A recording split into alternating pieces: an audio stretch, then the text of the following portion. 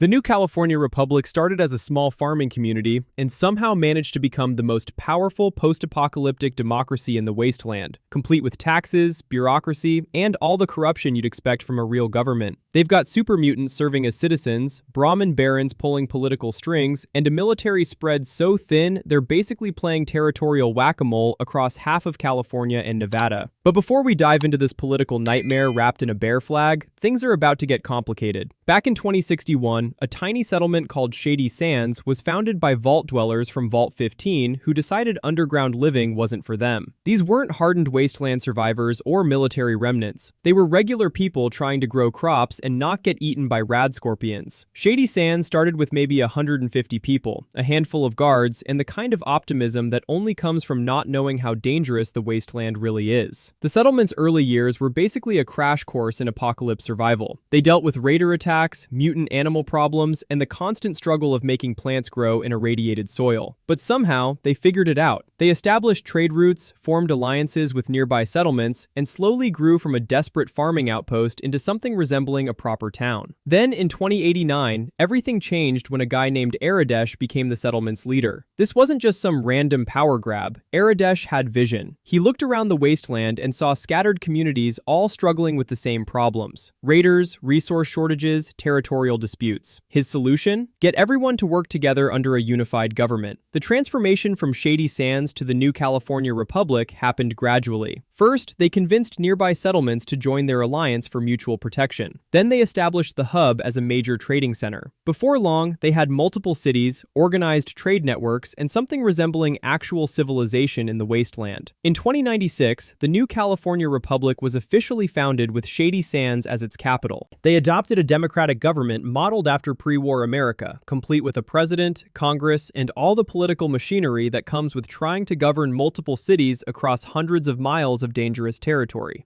And yay, they even gave voting rights to intelligent supermutants, which is either remarkably progressive or completely insane depending on your perspective. The early NCR faced the kind of challenges that would break most governments before they even got started. They were dealing with the Master's army of supermutants to the south, the Brotherhood of Steel hoarding technology, and various raider gangs who saw this new republic as a juicy target.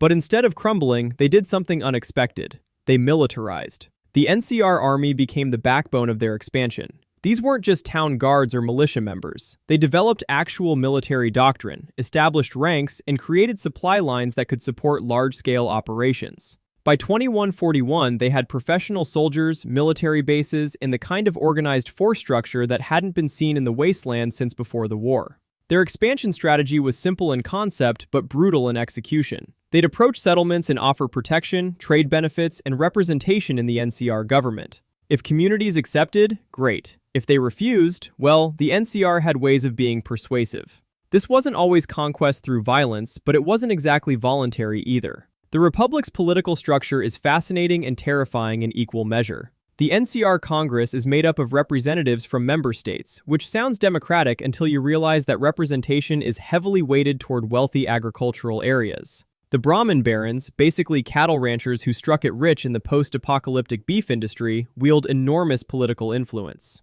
These aren't just farmers, they're corporate oligarchs who figured out how to turn two-headed cattle into political power. President Aaron Kimball represents everything complicated about NCR leadership. He's a former military general who rose to political power on a platform of aggressive expansion and manifest destiny.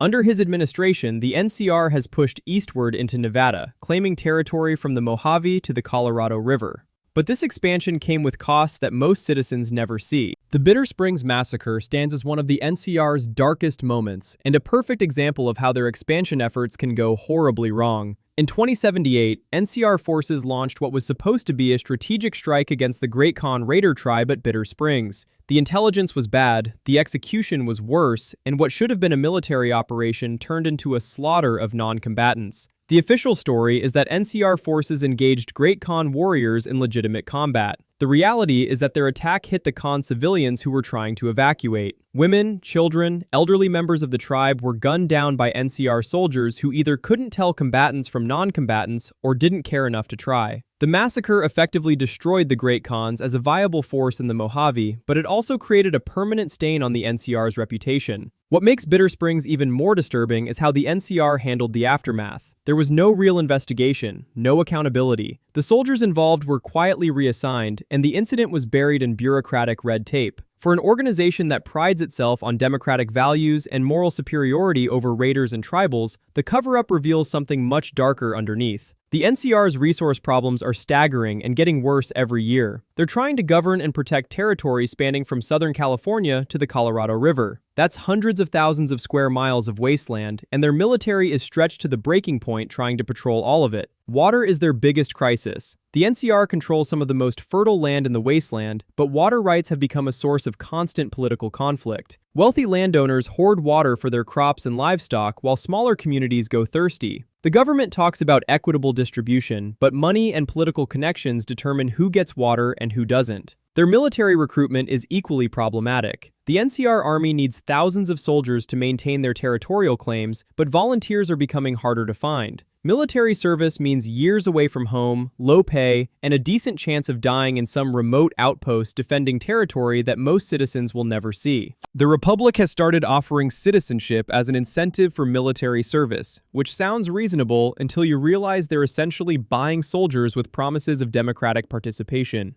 The super mutant integration represents both the best and worst of NCR policies. On paper, granting full citizenship rights to intelligent super mutants shows remarkable tolerance for a post-apocalyptic society. Super mutants can vote, own property, and serve in government positions. Some have even been elected to local offices in NCR territories. But the reality is more complicated. While the law grants super mutants equal rights, social acceptance is another matter entirely. Many NCR citizens still see super mutants as monsters, regardless of their intelligence or peaceful intentions. Super mutant communities often face discrimination in hiring, housing, and basic social interactions. The NCR's progressive laws can't change 2 centuries of wasteland prejudice overnight.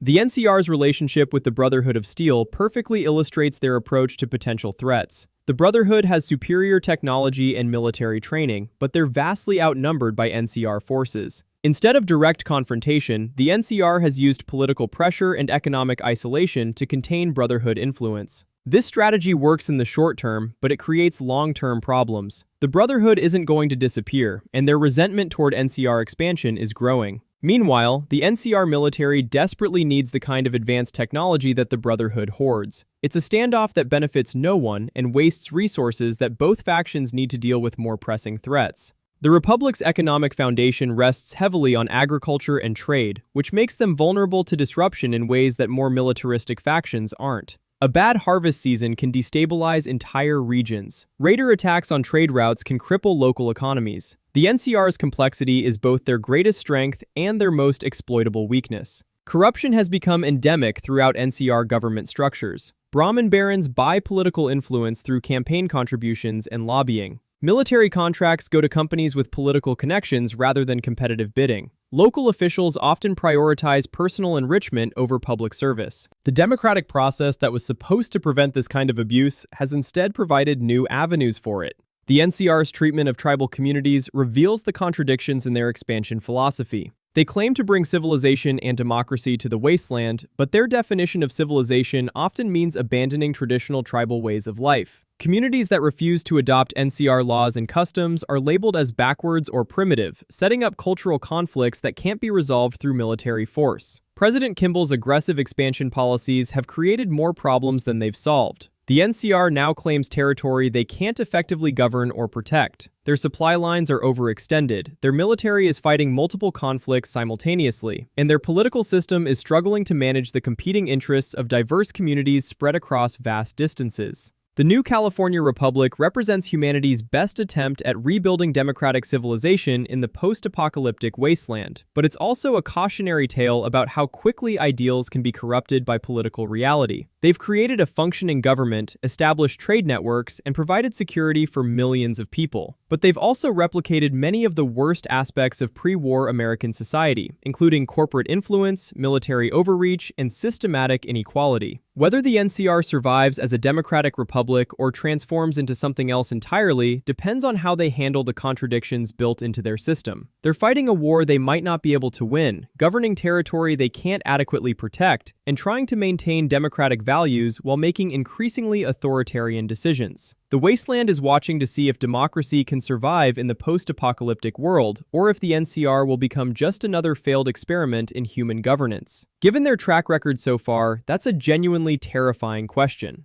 If you enjoyed this deep dive into the NCR's complicated political situation and want to see more Fallout faction breakdowns, click the video on screen and let's explore more of the Wasteland's power players.